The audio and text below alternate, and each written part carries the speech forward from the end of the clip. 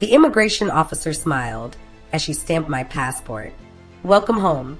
I smiled back and whispered, "Thank you." If only she knew how long I had prayed to hear those two words again. Home. For 6 years, I had imagined this moment more times than I could count. I imagined stepping out into the familiar Lagos heat, hearing impatient taxi drivers calling for passengers, breathing in the humid air that somehow still smelled like childhood. I imagined hugging my parents so tightly that all the birthdays, Christmases, and family gatherings I'd missed would suddenly feel worth it. For 6 years, I had carried that picture in my heart. What I didn't know was that the people I missed the most had quietly spent those same 6 years becoming strangers. My name is Jennifer Stevens, though everyone has always called me Jennie. 6 years ago, I left Nigeria with one suitcase, a fully funded master's scholarship, and a promise to my parents. "I'll make you proud," I told them through my tears at the airport. My mother held my face in both hands and smiled through her own tears. "We're already proud of you." My father hugged me so tightly I could barely breathe. "Don't worry about us," he said. "Just build a better life." I believed every word they said. Looking back now, I sometimes wonder if that was the last completely honest conversation we ever had. People think moving abroad automatically means you've escaped hardship. They imagine fancy apartments, designer clothes, weekend vacations, and endless money. My reality was very different. There were nights I survived on instant noodles because I was trying to save every extra dollar. There were winters so cold that I questioned whether I'd made the right decision leaving Lagos behind. There were birthdays I celebrated alone with nothing more than a cupcake from the grocery store because I couldn't justify spending money on myself. Every sacrifice had a purpose. Every extra shift. Every sleepless night. Every dollar I refused to spend. None of it felt like suffering because I believed I was building something bigger than myself. I wasn't just building my future. I was building my family's future too. By God's grace, my scholarship opened doors I never imagined possible. After graduating, I secured a good job in Toronto. It wasn't glamorous, but it paid well enough for me to finally breathe without constantly worrying about my next bill. Instead of upgrading my lifestyle, I upgraded my family's. When my younger brother's university fees became a problem, I paid. When my mother needed money for treatment, I sent it. When heavy rains damaged part of the old family house, I transferred the money before my father even finished explaining what had happened. When they said they were tired of renting and deserved a place they could finally call their own, I spent almost everything I had saved to buy them one. Not because they asked me to, because I loved them. Because I believed no sacrifice was too great for the people who had sacrificed everything to raise me. Then, almost 3 years ago, I made one decision that would change my life forever. For the first time since moving abroad, I decided to do something for myself. I wanted to build a modest house in Lagos. Nothing extravagant, just a peaceful home where I could stay whenever I visited Nigeria, and maybe retire someday. I trusted my parents with everything. The land, the paperwork, the contractor, the construction. Every month, I wired money from Canada. Every month, they sent me updates, photos, videos, voice notes, receipts, each one convincing me that my dream was slowly becoming real. My family thought I wouldn't return to Nigeria until Christmas. They had no idea I had quietly booked an earlier flight. I wanted to surprise them. I imagined my mother's tears, my father's proud smile, my siblings screaming my name before wrapping me in the biggest hug. Most of all, I couldn't wait to walk through the front door of the house I'd spent nearly 3 years paying for without seeing it once. That was the surprise I had planned. I never imagined they had been planning one of their own. If you've ever worked yourself to exhaustion because you believed your family's happiness mattered more than your own, take a moment to like this video and subscribe. My story is proof that generosity can build a family, but in the wrong hands, it can also become the easiest thing to exploit. As I stepped outside the airport with my suitcase rolling behind me, the warm Lagos breeze brushed against my face. I closed my eyes and smiled. I was finally home. I just didn't know that before this trip was over. Everything I believed about love, loyalty, and family would be tested in ways I never thought possible. 6 years earlier, the day I received the email confirming my scholarship, I read it at least 10 times before it finally felt real. Congratulations. That was all my eyes needed to see before tears blurred the rest of the message. I had been accepted into a fully funded master's program at a university in Toronto. Tuition, accommodation support, living stipend, everything I had prayed for had arrived in one email. When I ran into our sitting room with my laptop, my mother thought something terrible had happened.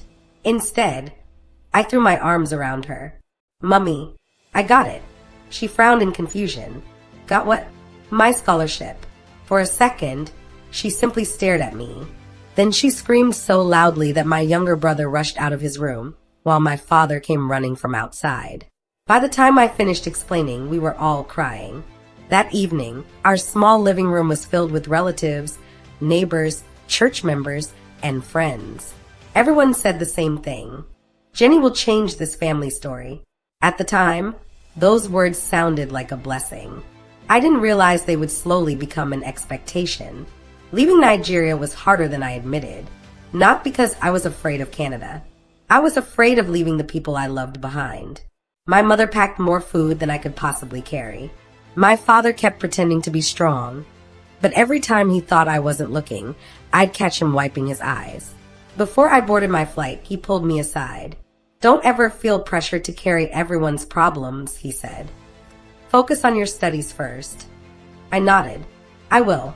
Neither of us knew how difficult that promise would become.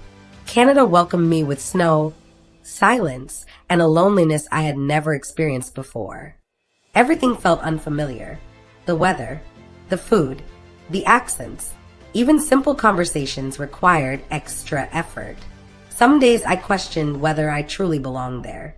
But every time I thought about giving up, I remembered why I had come. Not just to earn a degree, to create opportunities my family had never had. I buried myself in my studies, worked every hour I was allowed, and lived as simply as possible. While some classmates traveled during breaks or bought new gadgets with their earnings, I carefully saved whatever I could. Whenever my family called, I always smiled. I never mentioned the homesickness. I never told them about the nights I cried myself to sleep. I wanted them to believe I was doing just fine, because if they believed I was okay, they wouldn't worry. Looking back now, I realize I spent years protecting people who never knew just how much I was sacrificing to protect them. At the time, though, I wasn't thinking about betrayal. I was simply a daughter who believed that no success would ever feel complete unless the people waiting for her back home could share in it.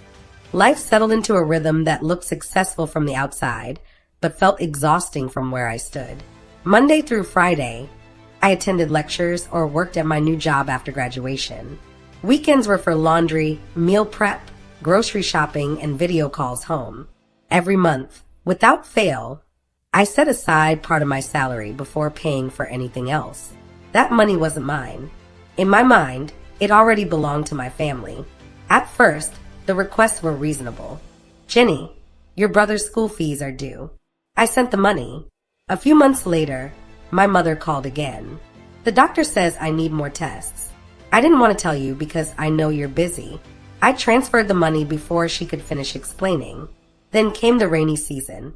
One night, my father called sounding unusually worried. The roof couldn't withstand the storm. Water entered 2 rooms. "How much do you need?" I asked immediately. He hesitated, as though he hated asking. When he finally mentioned the amount, I sent it that same evening. Calls like those became part of my life. Sometimes it was my younger sister who needed textbooks. Other times it was a church contribution after someone's funeral. Then it was my father's business struggling because of the economy. Every situation sounded urgent. Every story sounded genuine. And every time my phone rang from Nigeria, my first thought wasn't, "I hope everyone is okay." It was, "How much will they need this time?" Oddly enough, I never resented them. They were my family. Helping them felt as natural as breathing. When I received my first promotion, I celebrated by sending my parents money instead of buying myself something nice. My colleagues couldn't understand it. One afternoon, a coworker named Daniel noticed me smiling at my phone after sending another transfer. "You must have bought yourself something special," he joked. I laughed. "No, I just helped my family back home. He smiled politely, but asked a question that stayed with me long after our conversation ended. And when do you help yourself? I didn't know how to answer, because, honestly, I had never thought about it. Seeing my family comfortable was enough. Or at least I believed it was. A year later, I did something I'd dreamed about since I was a little girl.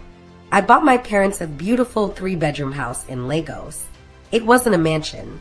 It didn't need to be. It had a solid roof, a small garden my mother had always wanted, and enough space that none of them would ever have to worry about another landlord knocking on the door. The day they moved in, my mother cried so hard she could barely speak. My father stood in the sitting room, slowly turning in circles, as though he couldn't believe the house truly belonged to them. God blessed us with an angel, he kept saying.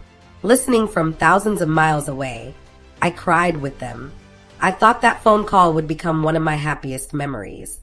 I had no idea it was quietly setting the stage for the greatest mistake I would ever make. For the first time since moving to Canada, I allowed myself to dream about something that belonged to me. Not another money transfer, not another emergency, not another sacrifice, just my own future. It happened during a video call with my mother. She was showing me the hibiscus flowers she had planted outside the house I'd bought for them. My father was proudly pointing his phone at every corner of the compound, as though he had built it with his own hands. "You've done enough for us," my mother said with a smile. "It's time you started thinking about yourself." I laughed. "I've actually been thinking about something." "What is it?" "I want to build a house too." The excitement on both their faces caught me by surprise. "That's wonderful," my father exclaimed. "When you come back to Nigeria, you'll have your own place." "I don't even want anything big," I said. "Just a comfortable home. Somewhere peaceful." "Leave everything to us," my mother replied immediately. "You're too far away to be worrying about land agents and contractors." My father nodded confidently. "I'll personally supervise the project. Every block, every bag of cement, every worker. You won't have to stress yourself." Hearing those words filled me with relief. There wasn't anyone else in Nigeria I trusted more than my parents. The following month, I sent the first payment. A few weeks later, my father called with exciting news. The land has been secured. He even sent me photographs of an empty plot, explaining where the fence would be and where the house would face. "This side gets better sunlight," he said proudly. I smiled as I stared at the pictures on my phone. For the first time in years, I wasn't just sending money to solve someone else's problem. I was building my own future. As construction supposedly began, the updates became more frequent. My younger brother sent short videos of men mixing concrete. My sister proudly recorded stacks of cement blocks. My mother would stand in front of the camera, laughing as she complained about how dusty the site had become. Even my father occasionally called while standing among loud construction noises, giving me detailed reports about the foundation, the pillars, and the roofing plans. Everything looked real. Every receipt matched the amount I'd transferred. Every update answered questions before I even asked them. Whenever I thanked them for handling everything, my mother always gave the same response. "That's what family is for." Those words became my comfort. If work became stressful, I'd open the videos and imagine myself walking through the finished house one day. I pictured a small library by the window, a guest room for visiting friends, a backyard where my future children could play whenever we came to Nigeria. That dream carried me through some of the hardest days of my life. Looking back now, I realize I wasn't just investing money. I was investing complete trust. And sometimes, trust is far more expensive than anything money can buy. Nearly 3 years passed before I realized I had one problem. I had never seen my house with my own eyes. Everything I knew about it came through a phone screen. Pictures, videos, voice notes, video calls. Each update looked more exciting than the last. "The roofing is almost finished," my father announced one afternoon. A week later, my sister sent me a short clip of freshly painted walls. "You'll love the colors we picked," she said proudly. My mother even teased me. "At this rate, you'll refuse to go back to Canada once you see your house." I laughed with them. "If that happens, you'll have yourselves to blame." The truth was, I couldn't wait anymore.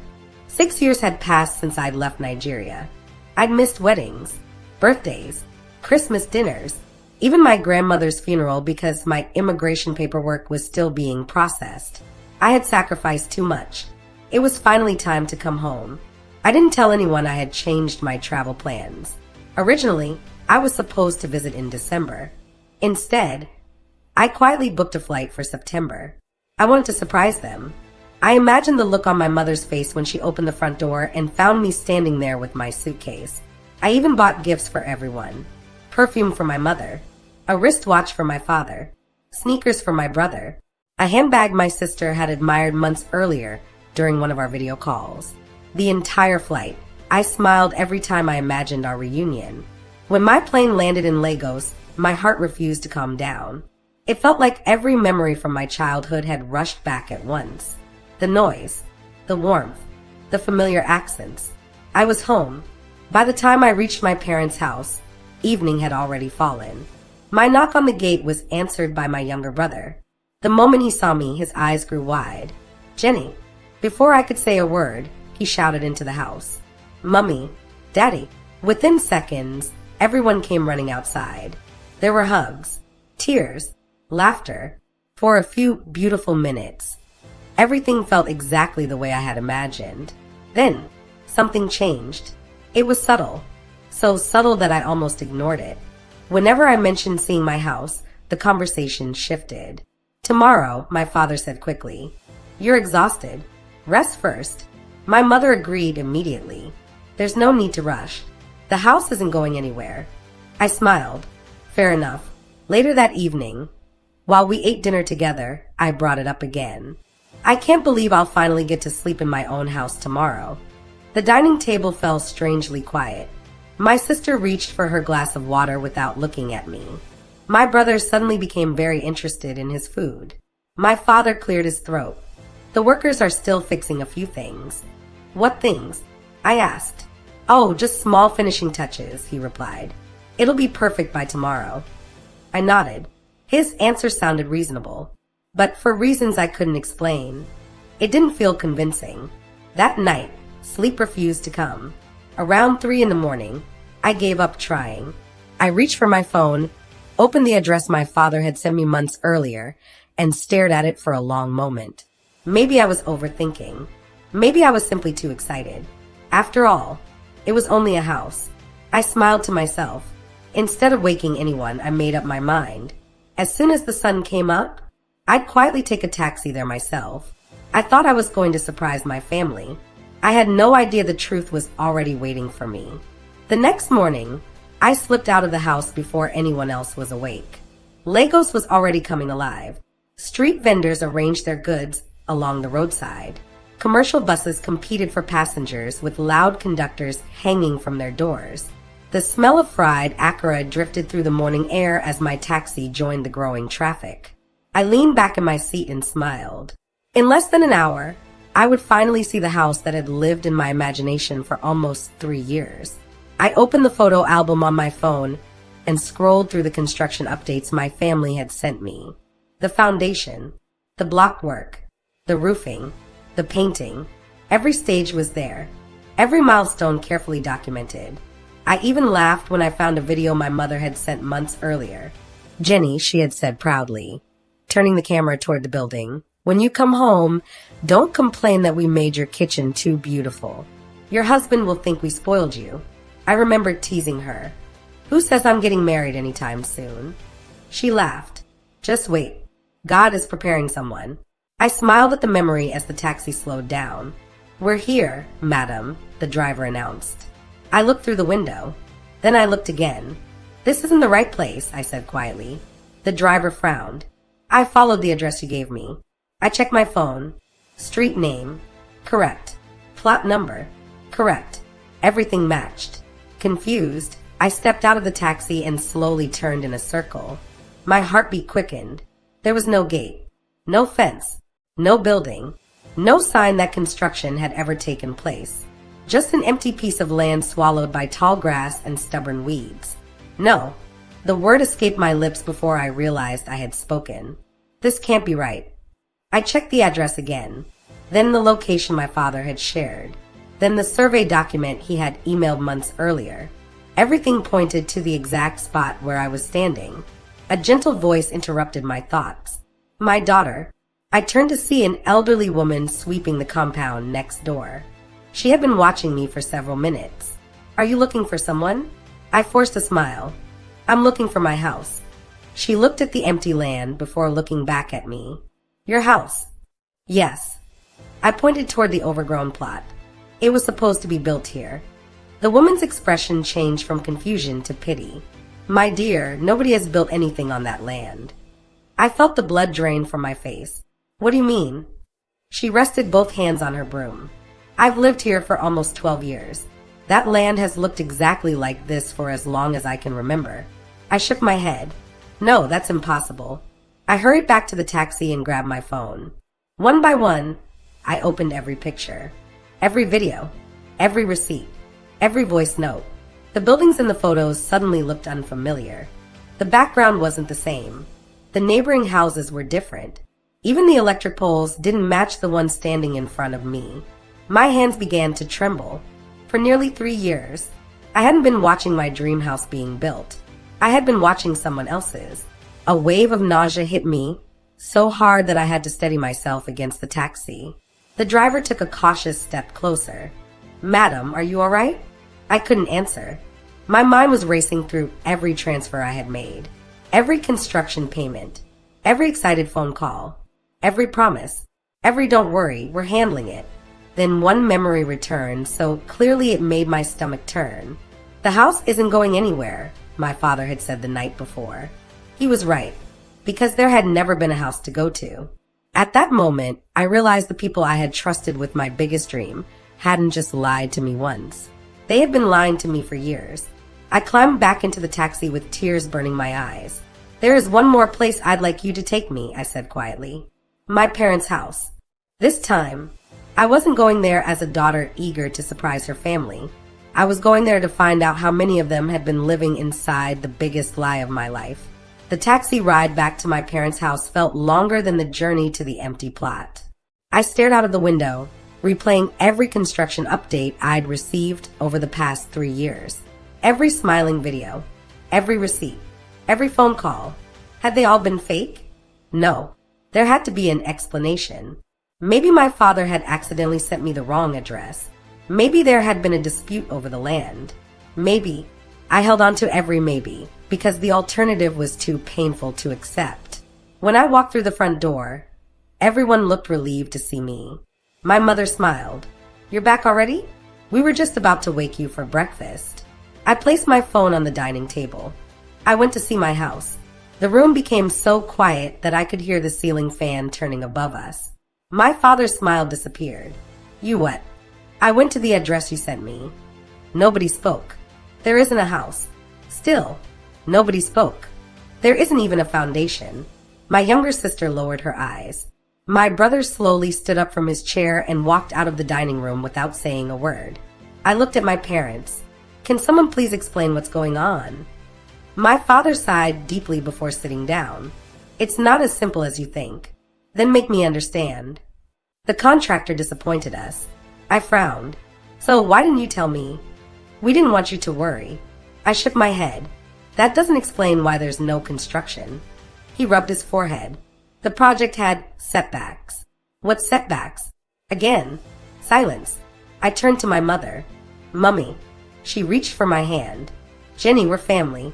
My heart sank. What does that have to do with my question? She looked away. Some of the money was used for other things. Other things. Your father needed to settle some debts. My father quickly added, only temporarily. I stared at both of them. Temporarily? We planned to replace it. With what money? Nobody answered. I felt something inside me begin to crack. I pulled up my banking app and placed it in front of them. Over the last 3 years, I sent you the equivalent of millions of naira. I scrolled through the transfers. This one was for the foundation. Another. This one was for roofing. Another. This one was for windows. Another. This one was for finishing. I looked directly at my father. Where's my money? He suddenly raised his voice. Don't speak to me like I'm a criminal. I stared at him in disbelief. I'm asking about my own money. We're your parents. And I trusted you." My mother began crying. "We only wanted what was best for this family." "I am this family." "No," my father replied sharply. "You're abroad. You'll earn more. We had needs here." Those words hit harder than anything else that morning, not because of what they meant, but because of how easily he said them, as though my dreams had always mattered less than theirs. For a split second, my mind flashed back to when Daniel told me, "Generous people rarely notice when they're being used because they're too busy believing the best about everyone." I finally understood what he meant. Then my younger brother quietly walked back into the room. Without looking at anyone, he said something that made every piece of the puzzle fall into place. "Dad told us not to tell you." He stopped. My father shot to his feet. "That's enough." But it was already too late. My brother looked at me with tears in his eyes. The land was never bought. I couldn't breathe. 3 years. 3 years of photographs, videos, receipts, phone calls, promises. There had never been a project. There had never been a contractor. There had never been a house. Everything had been a lie. I didn't shout. I didn't cry. I simply picked up my phone, my handbag, and the folder containing every transfer receipt I had brought from Canada. As I walked toward the door, my mother ran after me. "Jennie, where are you going?" I turned around one last time. For the first time in 3 years. I said quietly, "I'm going to speak to someone who's actually going to tell me the truth." And with that, I walked out of the house, not to end my relationship with my family, but to begin the fight for my future. The lawyer I hired listened to my story without interrupting. When I finally finished, he leaned back in his chair and asked one question. "Do you still have every transfer record?" "I've kept every single one." "Good," he said. "Because this is no longer a family disagreement. This is a fraud case." Over the next several weeks, the truth unraveled piece by piece. The receipts my parents had sent me were fake. The contractor whose name appeared on the documents had never worked on any project for my family. The photographs and videos I'd received had been taken from different construction sites around Lagos. Even the survey documents they sent me had been altered. The biggest shock came when investigators confirmed that the land I'd supposedly been paying for had never been purchased in my name or in anyone else's. There had never been a project, only a carefully planned lie.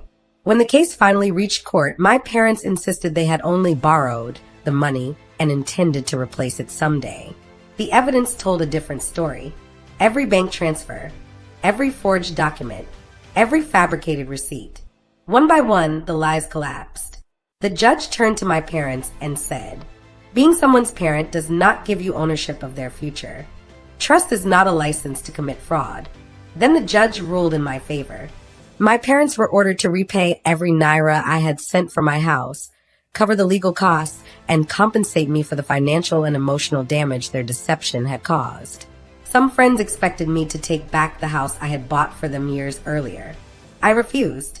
That house had been a gift from a daughter who genuinely loved her parents. I wasn't going to let their greed change the kind of person I wanted to be. Once the judgment was enforced, I returned to Canada with something far more valuable than the money I recovered. I returned with clarity.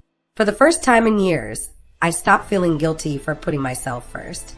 Daniel, my colleague, remained a constant friend through everything. He never pressured me to talk before I was ready. He never told me how I should feel. He simply reminded me that being kind should never require accepting betrayal. Our friendship slowly became something deeper. A little over a year later, we stood before our closest friends and promised to build a life founded on honesty, something I had once believed could never be broken. My family called many times after the court case. Sometimes they apologized. Sometimes they cried. Sometimes they asked for another chance. In time, I forgave them, not because they had earned my trust again, but because I didn't want bitterness to become another thing they had taken from me. Forgiveness opened the door to peace. It did not reopen the door to my finances. They would never again manage my money, my investments, or my future. Some lessons cost more than others. Mine cost me 3 years of savings, countless sleepless nights, and the painful realization that the people I loved most were capable of deceiving me. But it also taught me something I'll never forget. The strongest homes aren't always built with bricks and concrete. Sometimes they're built with wisdom, self-respect, and the courage to protect your peace, even from the people who share your name. And loving someone doesn't mean handing them unlimited access to your life.